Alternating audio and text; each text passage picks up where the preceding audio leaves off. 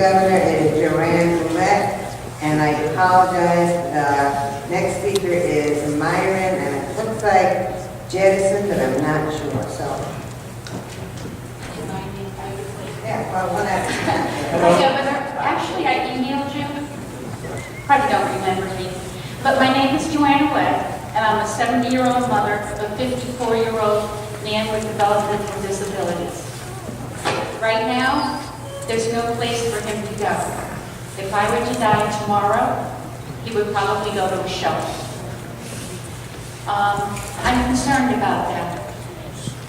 George was placed in a kind of a supported living, a community training home years ago before I moved to Florida, and I thought he was pretty stable. George has been out and received services from the state a long time ago. However, I received a call in the early morning hours telling me his caregiver had put him out on the street. The caseworker was going to put him in a shelter, so I had him sent down to Florida. So I moved back here 10 years ago, and we have some services, but I'm 70 years old. I never expected to be a caregiver at 70 years old. All I'm asking for is that creative housing be created. George doesn't read, write, tell time, has no concept of money, has no awareness, safety awareness whatsoever, can't be left alone, can't shave. He couldn't live in a community housing by himself. He needs a group home, he needs support. I'm not so sure about community training homes unless they're licensed by the state, because that's pretty scary to call in the middle of the morning finding your child out in the street. And that is a child. He probably functions at a 4-year-old level. Sure. So what I'm asking for, I'm part of a committee called Our Families Can't Wait. And there is a bill before the Public Health Commission. And it's Bill 5534. We're asking for your support and the support of all the legislators here. And we hope that you hear our voice, because right now I'm one of 1,500 on a waiting list, and I've been on a waiting list 10 years. So listen, I thank you very much. I do get a lot of emails on this subject, and quite frankly, they have moved us to apply for additional waivers from the federal government with respect to availability of Medicaid, Medicare, and other dollars. It's one of the reasons that we are building and have designated money for congregate housing. Now, that may not be exactly for your son, that may be a different level of services, but it would provide a level of services to other people who need them.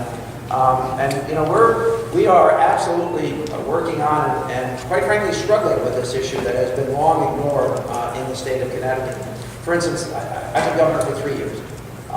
We have a built-in backlog because of inattentiveness with respect to this issue that, as you just described, well exceeds the time that I've been in office. And by the way, to get a new home open in a community can be a 4-year process. So this is not easy stuff to do, but I just have to live forever. No, you don't. And let me speak to that particular issue. You know, if something was to happen to you, and I certainly hope that doesn't happen. My mother-in-law just passed away at the age of 94, and you know, I'm hoping you have a good 24, 25 to 30 years ahead of you. But having said that, I understand the difficulty, and the reality is that it's highly unlikely that you're going to be able to sustain the level of efforts or support that you're currently lending. So this is a very important issue, and I agree with you. And we have to find appropriate ways of dealing with folks that are in your situation and with your son who's in his situation. Having said that, I will venture a guess that your son has done extremely well with you and in your care, and in many ways may have lived as a rewarding a life as he possibly could because of that care.